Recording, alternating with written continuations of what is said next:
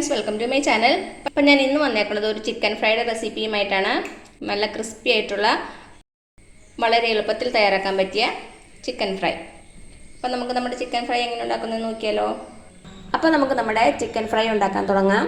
അതിനുവേണ്ടി ഞാനിവിടെ എടുത്തേക്കുന്നത് 1 കിലോ ചിക്കനാണ്. ഇത് മീഡിയം സൈസായിട്ട് കട്ട് ചെയ്തേക്കുവാണ്. വലിയ പീസാണെങ്കിൽ ചെറുതായിട്ടൊന്ന് വരഞ്ഞു കൊടുക്കണം, അപ്പോൾ തന്നെ മസാലയൊക്കെ അകത്ത് പിടിക്കുകയുള്ളൂ.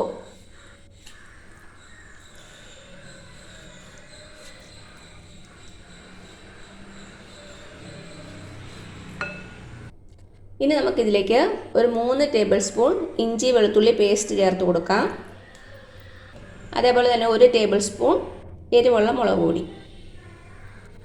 ഇനി ഞാനിതിലേക്ക് 2 table spoon Kashmiri chilli powder ഇട്ട് കൊടുക്കുകയാണ്, നല്ലൊരു കളറിന് വേണ്ടിയിട്ട്. അപ്പം നിങ്ങളുടെ കയ്യിൽ കാശ്മീരി ചില്ലി പൗഡർ ഇല്ലെങ്കിൽ അതിനനുസരിച്ച് എരിവുള്ള മുളക് പൊടി ചേർത്ത് കൊടുത്താൽ മതിയാകും. ഇനി ഇതിലേക്ക് ഒരു 1/2 ടീസ്പൂൺ മഞ്ഞൾപ്പൊടി ചേർത്ത് കൊടുക്കാം. ഇനി ഒരു 2 teaspoon garam masala powder, 1 teaspoon കുരുമുളക് പൊടി, 1 ടീസ്പൂൺ പെരിഞ്ജീരകം, 2 ടേബിൾ സ്പൂൺ വിനാഗിരി. വിനാഗിരിക്ക് പകരം നാരങ്ങ നീരായാലും മതിയാവും. ഇനി ഇതിലേക്ക് നമുക്ക് ആവശ്യത്തിനുള്ള ഉപ്പും കൂടെ ചേർത്ത് കൊടുക്കാം. ഇപ്പോൾ ആവശ്യത്തിനുള്ള ഉപ്പും കൂടെ ചേർത്ത് കൊടുത്തു. ഇനി നമുക്ക് നന്നായിട്ടൊന്ന് മിക്സ് ചെയ്യാം.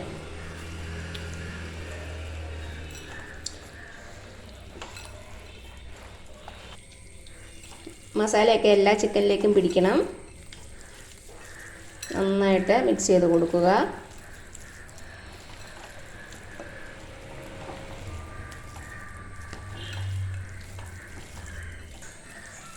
ഇപ്പം എന്താ, നന്നായിട്ട് മിക്സ് ചെയ്ത് കൊടുത്തു. മസാലയൊക്കെ എല്ലാ ചിക്കനിലേക്കും പിടിച്ചിട്ടുണ്ട്. ഇനി നമ്മുടെ ചിക്കൻ ഒരു 3-4 മണിക്കൂർ ഇങ്ങനെ വച്ചിരിക്കണം. അപ്പോൾ തന്നെ മസാലയൊക്കെ നന്നായിട്ട് ചിക്കനിലേക്ക് പിടിക്കുകയുള്ളൂ. കൂടുതൽ സമയം വയ്ക്കുവാണെങ്കിൽ കൂടുതൽ ടേസ്റ്റ് ആയിരിക്കും. മിനിമം ഒരു 3-4 മണിക്കൂറെങ്കിലും വയ്ക്കണം. അടച്ച് വെച്ചിട്ട് നമുക്കിത് ഫ്രിഡ്ജിലേക്ക് മാറ്റാം. എന്നിട്ട് ഒരു 4 മണിക്കൂർ കഴിയുമ്പോൾ ഫ്രൈ ചെയ്തെടുക്കാം. അപ്പോൾ എന്താ, നമ്മുടെ ചിക്കൻ ഫ്രിഡ്ജിൽ വെച്ചിട്ട് ഒരു 4 മണിക്കൂറായിട്ടുണ്ട്. മസാലയൊക്കെ പിടിച്ച് നന്നായിട്ടൊന്ന് സെറ്റായിട്ടുണ്ട്. അപ്പോൾ ഞാനിത് ഫുള്ളായിട്ട് ഫ്രൈ ചെയ്യണില്ല, കുറച്ച് മാത്രമേ ഫ്രൈ ചെയ്യണുള്ളൂ. ഞാൻ കുറച്ച് പീസ് എടുത്ത് വേറൊരു പാത്രത്തിലേക്ക് മാറ്റുവാണ്.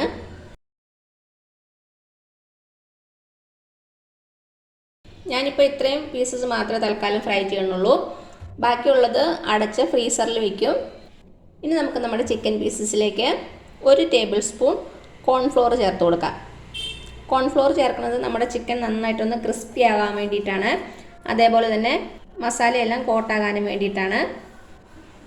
ഫ്രൈ ചെയ്യുന്നതിന് തൊട്ട് മുമ്പ് മാത്രം കോൺഫ്ലോർ ചേർത്താൽ മതിയാവും. എന്നിട്ട് നന്നായിട്ടൊന്ന് മിക്സ് ചെയ്യുക.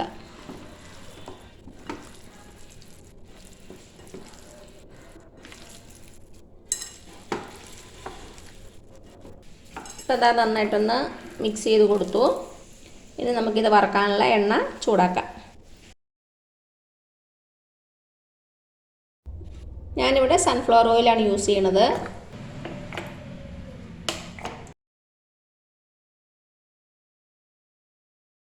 ഇനി നമ്മുടെ എണ്ണ ഒന്ന് ചൂടായിട്ട് വരട്ടെ. എന്നിട്ട് നമുക്ക് ചിക്കൻ പീസസ് ഇട്ട് കൊടുക്കാം. അപ്പോൾ എന്താ, നമ്മുടെ എണ്ണ ചൂടായിട്ടുണ്ട്. ചിക്കൻ പീസസ് ഇട്ട് കൊടുക്കാം.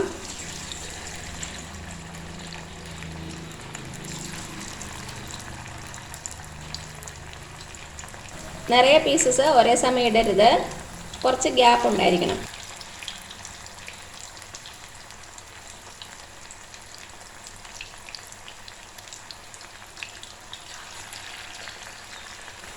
ഒരു മിനിറ്റ് നല്ല ചൂടിൽ തന്നെ വച്ചിരിക്കാം. ഇപ്പോൾ 1 മിനിറ്റോളം ആയിട്ടുണ്ട്. ഇനി നമുക്ക് മീഡിയം ഫ്ലെയിമിലേക്ക് മാറ്റാം.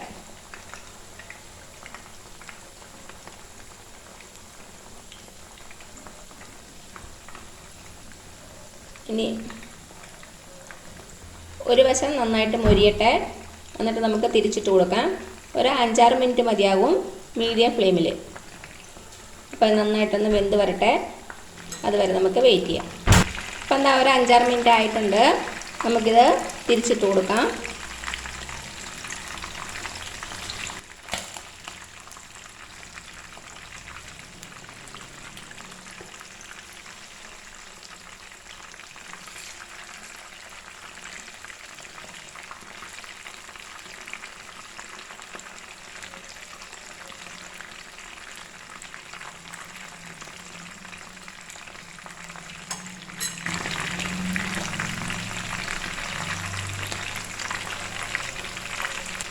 ഇനി ആ വശം ഒരു 6 മിനിറ്റോളം വേവണം. മീഡിയം ഫ്ലെയിമിൽ തന്നെ വയ്ക്കുക.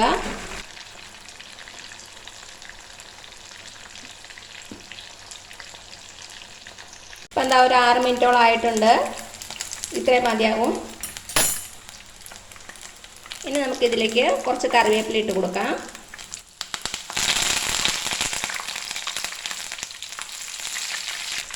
എന്നിട്ട് ഇത് എണ്ണയിൽ നിന്ന് മാറ്റാം.